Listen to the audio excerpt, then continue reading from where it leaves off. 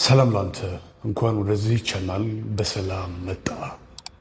ዛሬ በዚህ ቪዲዮ የትኛውም ወንድ ልጅ ምድር ላይ ሲኖር እስከዛሬ ድረስ ምናለበት አንድ ሰው ይህንን ቢያስረዳኝ ብለው የሚቆጭበት ወይንም ደግሞ ሊያውቀው ስለሚፈልገው ትልቅ ነገር ነው። እርሱም ከሴቶች ጋር በተያያዘ ዝሙተኛ ስለሆነች ሴት ማለት ነው። ስለዚህ አጠር አድርጌ በደንብ በሚገባህና ዘላለም በማትረሳው መልኩ አእምሮ ላይ ፔንትሬት አድርጎ በሚገባ ግልጽ የሆነ ማስተዋልና ጥበብን በዚህ ጉዳይ ላይ እሰጥሃለሁ ማለት ነው። እድሜዋን ያባከነች ባላስፈላጊ ህይወቱ ተሳትፋ ወይንም ደግሞ የራሷን ፍላጎት መገደብ አቅቷት ራሷን ለብዙ እንዳሳልፋ የሰጠች ከንቱ ሴት ህይወቱ ላይ አትመጣም ማለት ነው። ስለዚህ ልባሟን የምታገኝበትን ጥበብና መርዳት እውቀት በቀላሉ ታገኛለህ ማለት ነው። ከዛ በፊት ግን ይህም ቪዲዮ ሁላችሁም ላይክ በማድረግ እንድትጀምሩ እጅግ በጣም በትህትና ጠይቃችኋለሁ። እና ወንዶች ይህ በጣም ፓወርፉል የሆነ ቪዲዮ ነው። አብራችን ቆዩ። ራዌል እንድሪስ ነኝ። መጀመሪያ እስኪ ሴቶችንም ያዝ ለማድረግ ለአንተ የሚጠቅም ለነሱ የሚጠቅም አድርጌ ራሱ ዝሙታም ሴት እንዴት ናት ስለሚለው እስኪ እናውራ። የመጀመሪያው ትልቅ ጉዳይ ዝሙታም ሴት ቀልቧ ይርቃታል። ቀልብ ቢስ ናት። ምን እንደምትፈልግ አታውቅም። እንዲሁም ደግሞ ስሜቷ ይገዛታል እንጂ እሷ በስሜቷ ላይ ስልጣን የላትም። ከዛም በተጨማሪም እጅግ በጣም ብዙ ወንዶችን የምታውቅና አብዝታ በዝሙት ማንነት ውስጥ የተለመደች ሴት አንድ የምትለይበት ትልቅ የሆነ ነገር አለ። እሱ ምንድነው? ሶሏ ነው፣ መንፈሷ ማለት ነው። በምንም አይነት ተአምር ከሁለትና ከሶስት ወንድ በላይ የምታውቅ እጅግ በጣም በዝሙት ፍቅር የተለከፈች ሴት አብራት ከጎን ሆና አብረህ አድረህም ሊሆን ይችላል፣ አግብታትም ሊሆን ይችላል፣ ወይንም በሆነ አጋጣሚ በስራ ቦታ አብራችሁ ጊዜ ታሳልፋላችሁ እንበል። ኦልዌይስ የሚሰማህ ነገር ምንድነው? ብቸኝነት ነው።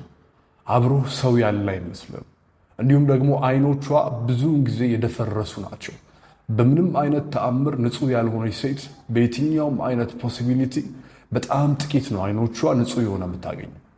አይኖቿ የደፈረሰ ነው። ስለዚህ አይኗ የመደፍረሱትን ጥልቅ ምልክት ምንድነው? ነፍሷም እንደደፈረሰና ወይንም ደግሞ ሶለስ እንደሆነች ነፍስ የሌላት ጎስት እንደሆነች ማሳያ ነው። የምትንቀሳቀስ ማለት ነው። ክብሯን አሳልፋ የሸጠች በጣም የወረደች መሆኗን ምልክት ነው ማለት ነው።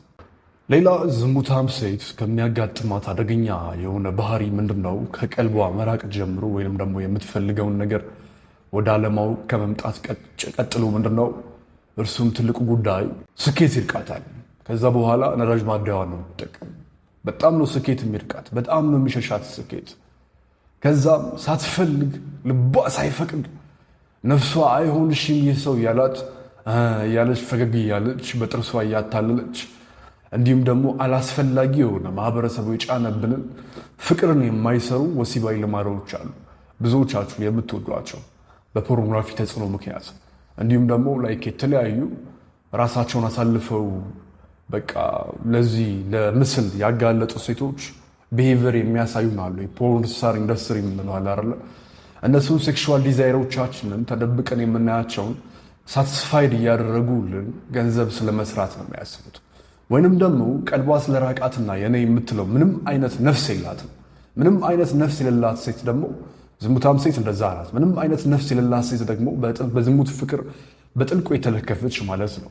በምንም አይነት ተአምር የምትኖርለት ትርጉም ልታገኝ አትችልም። ስለዚህ የመጀመሪያ ጉዳዩዋ ሀያዎቹን ጨርሳ ሰላሳዎቹ ላይ ኦልሬዲ ማህበረሰቡ ልብ ውስጥ ያረፉ ጉዳዮች አሉ። እንደ ሃይማኖት፣ ጥሩ ቦታ፣ የስልጠና ማዕከል፣ ህይወትን መቀየሪያ፣ ትሪትመንት ወዘተ የሚባሉ እነዛ ቦታ ላይ ተገኝቶ የመጣውን አንድ ምስኪን ወንድ አፈፍ ማድረግ ነው። ከዛ በኋላ ስኬቷንና እንጀሯን የምትገነባው በወንዱ ማገዶ እያበሰለች መብላት ላይ ነው እንጂ ከልቧ ምንም አይነት የነፃ የራሷ የሆነ ዓላማና ግብ የላትም። ሁሌም ቢሆን ባርነት ያጠቃታል። ስለዚህ በፍጹም ስኬት አያጋጥማትም። በፍጹም ኢቭን ኢፍ እጅግ በጣም ሀብታም የሚባል ባል ብታገባ እንኳን ልማዷ ይቀጥላል፣ ባዶነቷ ይቀጥላል። እንዲሁም ደግሞ አላስፈላጊ የሆነ ሱስ ውስጥ በእድሜዋ መጨረሻ ላይ የትኛውም አይነት በዝሙት የተለከፈች ሴት ትገባለች። ዲስአድቫንቴጁ ይሄ ነው። ሁለተኛው ወደ ሶስተኛው ደግሞ እንምጣ። ሶስተኛው ትልቁ ጉዳይ ከህሊናዋ ትጣላለች። ምን እንደምትፈልግ አታውቅም። ኢቭን ኢፍ በጣም በዝሙት ህይወት ውስጥ የቆየች ሴት ወንድ በጣም ጠልናት። በጣም ነው ወንዶችን የምጠላው ከምታስቡት በላይ ማለት ነው። ምን እንደምትፈልግ አታውቅ። እንዲሁም ብቻዋን ረዥም ዓለም ትገነባለች። ሰው እኮ ለሆነ ዓላማ ለስኬት ብቻውን ዓለም መገንባት ቢፈልግ ችግር የለውም።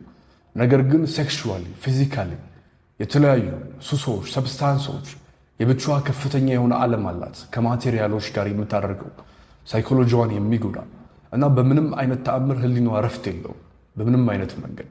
ሌላኛው ዝሙታም ሴት ባህሪዋ ምንድነው? እግዚአብሔር በምልክት ከሚያስተምራትና ይህ ዓለም እሷን ለማስተማር ከሚጠራት ድምፅ በላይ አሁንም ይህን ቪዲዮ ስናገር ማለት ነው የሆነች ነገር ጣል አድርጋ ፈጣሪዋ ከሚያስተምራትና ይህ ዓለም ከሚሰጣት ብዙ እውቀትና መርዳት ምልክቶች በላይ አብሯት ነጠላ ለብሰው ወይንም ደግሞ ሙሉ ሂጃብ ለብሰው ከሚዞሩ ወይንም ደግሞ እንደ ማስክ ከሚጠቀሙ ሴቶች ከጓደኞቿ ነው ምክር የምትወስደው እንዲሁም ራሷን የምታጽናናው ማለት ነው። ይህ በራሱ አደገኛ የሆነ ጥምር ነው።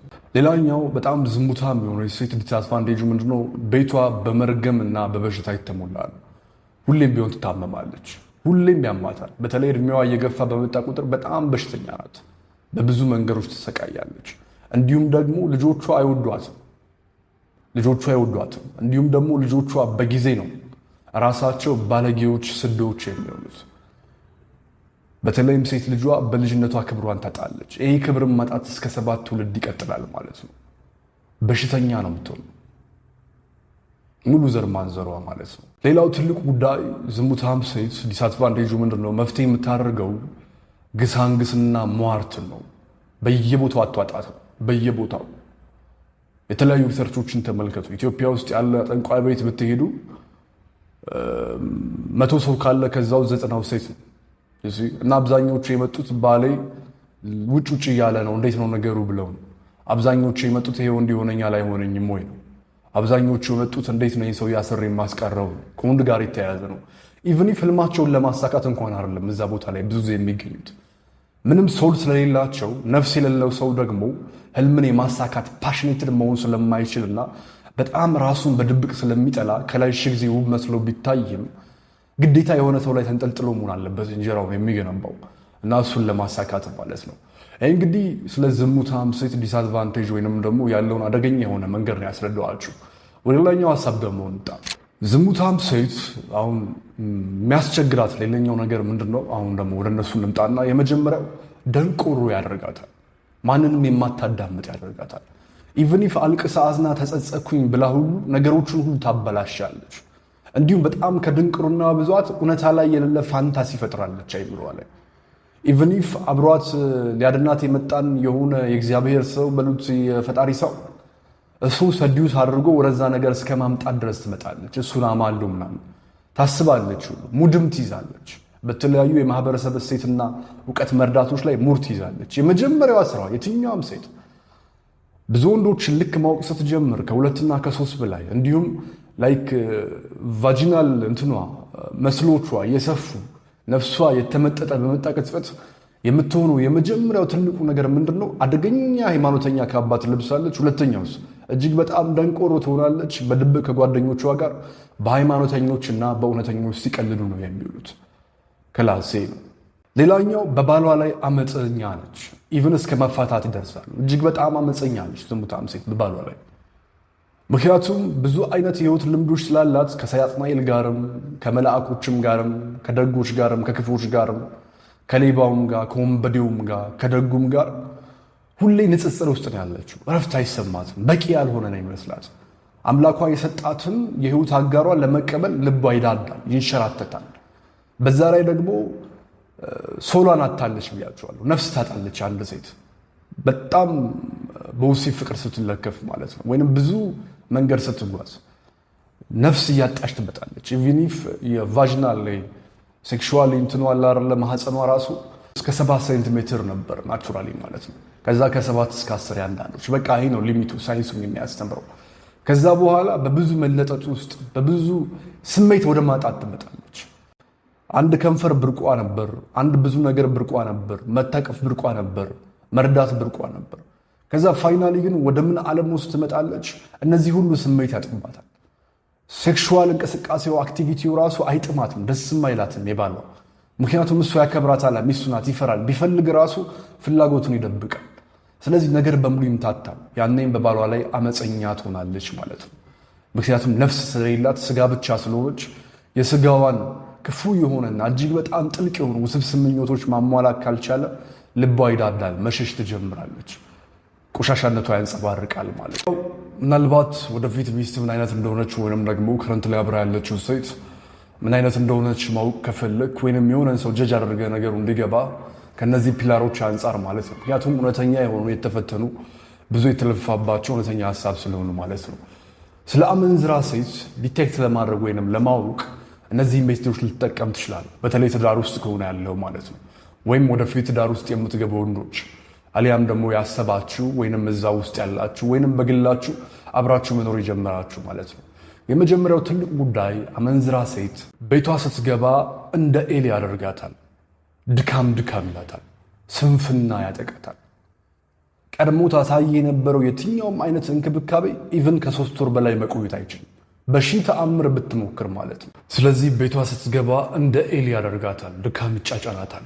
ከዛስ ሁለተኛው አመንዝራን ሴት የምትለይበት ልክ ከቤት ስትወጣ ግን አቦ ሸማኔ ናት፣ ነብር ናት፣ ጀግና ናት። አወጣጧ ውብ ነው። እንዴ ሚስቴ ለምንድን ነው ሁሌ እንደዚህ ውብ ማትሆንልኝ እስከምትል ድረስ ማለት ነው። አንተ ራስህ በጣም ጀግና ናት፣ ፈጣን ናት። አካባቢዋ ላይ ጎረቤቶቿ ላይ በአካባቢው ላሉ ሰዎች ተወዳጅ ናት፣ ፈጣን ናት፣ የልብ አድራሽ ናት። ለቤቷ ግን በምንም አይነት ተአምር አትሆንም። ለልጆቿን በምንም አይነት ተአምር አትሆንም። ምክንያቱም የሚነዳት ጥልቅ የሆነው መንፈስ ወይንም ደግሞ ኢነርጂ ስለሆነ ከፍተኛ በሆነ ብልሽትና ማንነት ውስጥ የተገነባ የህይወት ልምድ ስላላት፣ ስለዚህ በሚገባ ያለፈ ህይወቷ በደንብ አድርጎ ዋጋ አለው፣ በደንብ አድርጎ አንበሳ። ሌላው ደግሞ በጣም ዲቴክት የምታደርግበትን መንገድ ወይም የምትለይበትን መንገድ ሲነግር ምንድነው? ስለ ዝሙታም ሴት ወይም ስለ እንደዚህ አይነት ሴት አንደኛ ነገር ልጆቿ እንኳን አብረዋት እንዲያመሹ አትፈልግም። ሁሌም ቢሆን ምሽት ላይ በምንም አይነት ተአምር ወይ ማብራት ጠፋ ግን ችግር የለውም ቀጥላለሁ። ሁሌም ቢሆን ምሽት ላይ በምንም አይነት ተአምር በምንም አይነት አግባብ ልጆቿ እንኳን አብረዋት እንዲቆዩ አትፈልግም፣ ባለቤቷም ጭምር ማለት ነው። ሁሉም በጊዜ ቢተኙ ደስ ይሏታል። ሰው አትወድም። ባለችበት መኝታ ቤቷ ሳሎን ላይ ልክ ሰው ሲመጣ አትወድም፣ ደስ አይላትም። ምክንያቱም በወሬ የመርካት ፍላጎቷ ስለ ውሽሞች ጋር ለማውራት ያላት የስልክ ጨዋታ ስለሚያመልጣት ስለሚቀንስባት ማለት ነው። ያረገኛ የሆነ ጉዳይ ነው። ሌላ ሶስተኛው በዚህ ጉዳይ ላይ ምንድነው? ባሏ ብቻ ወደ መኝታ ሄድ እንጂ ሌላው ያሳስባት። ለእሷ ሰላም አይዞ ብራዘር። ስለዚህ ባልሽን ሳይሆን አምላክሽን ፍሪ፣ የዋህቱኝ እሱ የተነሳለት መግቢያ መውጫ ይጠፋሻል። እና ሌላው ማወቅ ያለባችሁ ትልቅ ነገር ምንድነው? በዝሙት ውስጥ ያለች ሴት 3 ባሎች አሏት። አንደኛው ራሱ የህግ ባሏ ነው። ሁለተኛው አጋንንት ነው ወይንም ደግሞ ክፉ የሆነ ኢነርጂ ነው ወይንም ደግሞ እሷን በእያንዳንዱ ወንድ ውስጥ የሚነዳት ስሜቷ ማለት ነው። እንግዲህ ሰይጣን ምናምን ስንል እንወዳለን ብዬ ነው፣ ኃላፊነት መውሰድ ስለማንወድ አጋንንት፣ ሰይጣን ምናምን አርፎባት ዲያብሎስ ምናምን ቤልዜቡል ሲሉ ደስ ይለናል። አጋንንት ነው ሁለተኛው። ሶስተኛው ደግሞ ከባሏ ውጭ የምታውቃቸው ወንዶች ናቸው፣ ቺት የምታደርግባቸው ውሽማ በሉት ዋቴቨር ኢት ኢዝ ማለት ነው። እና ፍቺ መፈጸም የምትችለው ከህጋዊ ባሏ ብቻ ነው። ከሁለቱ ግን መፋታት አትችልም። ኪዳን አላቸው። በምንም አይነት ተአምር እዛም እዚህ መቅበጥ የለመደች ሴት ሺህ ጊዜ ብትቀየር ተቀየር ያለው ብትል የተለያዩ ትላልቅ የሃይማኖት ቦታዎች ብትሄድ እንኳን የጊዜ ጉዳይ ነው። ኢቭን 6 ዓመት ቆይታም ቢሆን እንኳን ትመለሳለች ወደ ነበረችበት። እንዲሁም ደግሞ በምንም አይነት መንገድ ነፍሷን አሳልፋ የሸጠችለት አጋንንት ዘለዓለም አይተዋትም።